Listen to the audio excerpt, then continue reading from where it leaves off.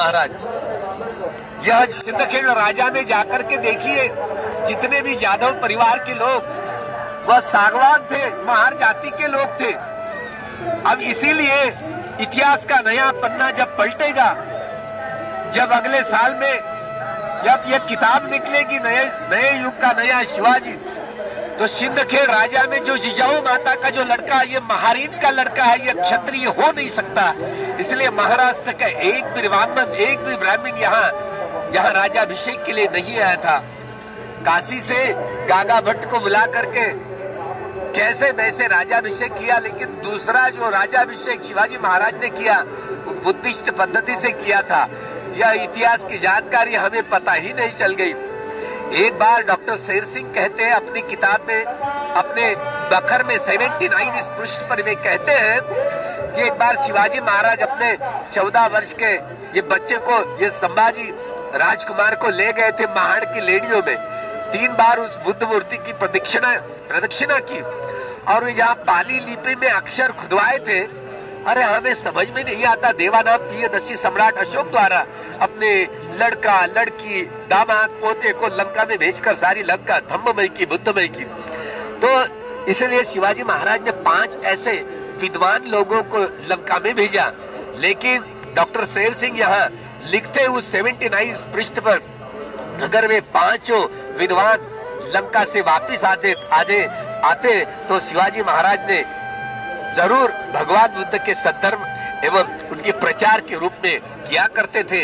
लेकिन वे मोरोपंत पिंगले द्वारा उन 5 आदमियों का क्या किया गया पता नहीं चल गया। इसीलिए यह खूबी थी शिवाजी महाराज का, ये हमारा महाराष्ट्र जो राष्ट्र था पेशवायु में खदेड़ कर दबोच दिया और नष्ट कर दिया। हमारे शिवाजी महाराज को विष देकर उन्होंने ही मारा था। सारे संत तुकोबा राया से लेकर सारे जहाँ साधु संत चोखोबा तक सभी साधु संतों की हत्या उन्होंने ही करवा दी। यहाँ तक के जो ब्राह्मण परिवार के ज्ञानोबा राया, उनकी भी 14 साल को वहाँ पर समाधि लगा करके हत्या कर दी गई। उनके पिताजी भिक्षु थे महायानी, इसीलिए उनके परिवार पर बहिष्कृत किया गया था। ये असली कारण था। यह उनका जो निवृत्तिनाथ, जो बड़े भाई, वो निवृत्तिनाथ भी महायानी भिक्षु थे। जितने सारे नाथपंथी हो, वारकरी हो, सूफी पंथी हो, जो महानुभाव पंथी हो या और अन्य लिंगायत पंथी, ये सारे भिक्षु थे। यहाँ जो देवानाम प्रिय सम्राट अशोक का परपोता, आखिरी के सम्राट जो बृहद्रथ मौर्य राजा, उनकी कपट नीति से पुष्यमित्र शुंग द्वारा हत्या कर दी। और पुष्यमित्र शुंग ने जहाँ वही साकेत नगरी का नाम बदल करके अयोध्या रखा गया। ये राम और दूसरा कुछ नहीं है, वही राम है जो साकेत नगरी का नाम बदलने वाला ये पुष्यमित्र शुंग। उन्होंने कपट नीति से जिस दिन भगवान के इस धम्म चक्र को देवानाम प्रियदर्शी ने जिस समय जो विजयादशमी के दिन में जो धर्म चक्र को गतिमान किया था, उसी दिन उनको बंदीवान बनाया, शस्त्र जो छीन करके उनकी शस्त्रों की पूजा कर दी। और 15 दिन के बाद जिस दिन भगवान बोधि प्राप्त करने के बाद कपिल वस्तु में चले गए थे, उनको दिए जला करके दीपोत्सव किया। उसी दिन उनकी कपट नीति से हमारे बृहद्रथ सम्राट अशोक की पुष्यमित्र शुंग द्वारा हत्या कर दी और दिए जला करके दिवाली मनाई गई उसी दिन। इसी तरह हर त्योहार का विकृतीकरण हुआ है। ब्राह्मणवाद ने हमारी यह धम्म संस्कृति को कुचल करके, उध्वस्त करके यह ब्राह्मणवाद छा गया। सारा ब्राह्मणेतर बहिष्कृत समाज एक समय के नागवंशी लोग थे, भगवान बुद्ध के धम्म संस्कृति के विराजदार थे, लेकिन ये वारिसदार थे, लेकिन भूल गए, सारा इतिहास खो गया। यहाँ बाबा साहब 1 जनवरी 1927 को हमारा पराभूतों का इतिहास है।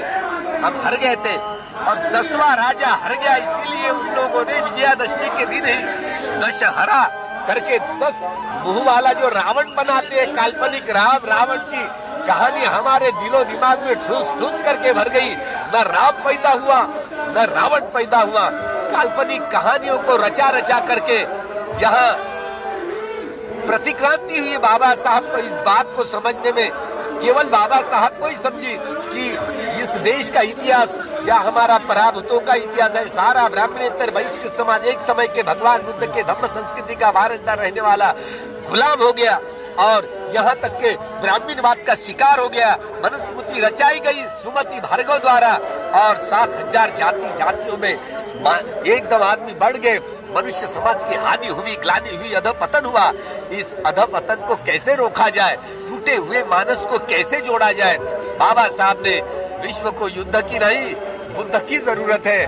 बुद्ध के ज्ञान के आधार पर ही टूटे हुए आदमियों को जोड़ा जा सकता है, पूरे विश्व को। इसलिए बुद्ध के सद्धर्म के जरिए ही विश्व का कल्याण हो सकता है। इस नतीजे पर यहीं पर पहुंच गए और बाबा साहब ने सारे विश्व को, अपने अनुयायियों को, विश्व को, जम्बूद्वीप को, पूरे जम्बूद्वीप को बुद्धमय धम्ममय करने की जिम्मेदारी सौंपकर बाबा साहब जल्दी चले गए। इसीलिए भिक्षु संघ चारों तरफ से आएगा। इस शौर्य भूमि को हम धम्म भूमि में बदलना चाहते हैं, इस शौर्य भूमि को हम इस दीक्षा भूमि में बदलना चाहते हैं। इसलिए रात को सभी उपासक उपासिकाओं को 3 शरण हासिल देकर 22 प्रतिज्ञाओं की सुंदरता की झालर चढ़ा करके इस शौर्य भूमि को धम्म भूमि में, दीक्षा भूमि में बदलना चाहते हैं, ताकि बाबा साहब ने 14 अक्टूबर 1956 को नागपुर की पवित्र दीक्षा भूमि में जो धम्म दीक्षा दी और 16 दिसंबर 1956 को वो बंबई में रेड क्रॉस मैदान में देने वाले थे, लेकिन बाबा साहब 6 दिसंबर को चले गए थे। क्यों न हम इस 1 जनवरी को, इस शौर्य भूमि को हम धर्म भूमि में, धम्म भूमि में बदलना चाहते हैं, इसको दीक्षा भूमि में बदलना चाहते हैं, ताकि आने वाले भविष्य के सारे लोग इस शौर्य भूमि को दीक्षा भूमि ही कहेंगे।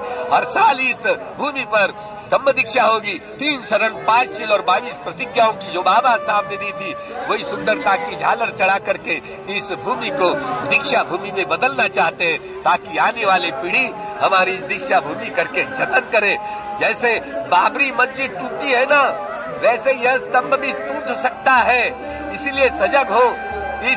यह भूमि बड़ी पवित्र भूमि है, तो इसीलिए जहाँ जहाँ नाम वो गलत सलत लिखे थे, वह हम अगले साल में, अभी तक बखत नहीं आया लंदन से, जब वो कॉपी आएगी तो ओरिजिनल नाम मैं अगले साल में पढ़ा दूंगा इसी विजय स्तंभ पर, जो ओरिजिनल जो शहीद हुए थे जो लोग। तो मैं अगले साल यहीं पर, हर साल यहाँ पर पद यात्रा जो निकलती है, पिछले साल चंद्रपुर दीक्षा भूमि से लेकर यहाँ तक भीमा कोरेगांव तक यह पद यात्रा चलेगी। अभी और भी मैं जो मार्च और अप्रैल में 2 महीने तक नागपुर पवित्र दीक्षा भूमि से भाया अयोध्या साकेत नगरी बोधगया में 2 महीने तक पदयात्रा चलेगी। और यहाँ क्रांति और प्रतिक्रांति के संदर्भ को लेते हुए गुलामों को वे एहसास करा दो कि वे गुलाम है, तो वे जंग छेड़ेंगे। इसी बाबा साहब के ये गुलामों को एहसास कराने के लिए यही भिक्षु संघ की नेतृत्व में पवित्र नागपुर दीक्षा भूमि से भाया साकेत नदी बोधगया जाएंगे 2 महीने तक। और 1 मई से 7 मई तक, वैशाख पूर्णिमा तक 7 दिन चैंटिंग करेंगे, जो सूत्र पठन करेंगे बुद्धवाणी का। और यहाँ जो खलबली ब्राह्मणवाद का जो असर हो रहा है, जैसे कि जितने जितने काले बिल आए हुए हैं, वह जो काले बिलों के जरिए जो 1951 का जो क्राइटेरिया बोलने की जो भाषा करता है जो सरकार, हम उसका निषेध, ताकि बाबा साहब ने जो 1956 को धर्मांतरण किया था, सभी चाहे वो अनुसूचित जाति की हो, जनजाति की हो, भटके विमुक्त हो, ओबीसी हो, अल्पसंख्यक धार्मिक हो, इन लोगों को हिंदू करके इनका एडमिशन करना चाहते हैं। इसलिए हिंदू राष्ट्र की संकल्पना को मजबूत करने के लिए इन्होंने जो काले बिल लेकर के आए थे, इनका निषेध करते हुए सरकार को कम से कम सुबुद्धि सूझे और इस सारे काले बिल को नकारे, जो कि सारे अनुसूचित जाति, जनजाति, ओबीसी, जो धार्मिक अल्पसंख्यकों के खिलाफ वाला एक काला कानून लेने की जो बात, लाने की जो बात कर रहे हैं, उसका निषेध करते हुए इस पवित्र शौर्य भूमि पर, इस धम्म भूमि पर, भावी दीक्षा भूमि पर हम यही सरकार को आह्वान करते हैं कि अभी भी सूझबूझ जाने, नहीं तो इस देश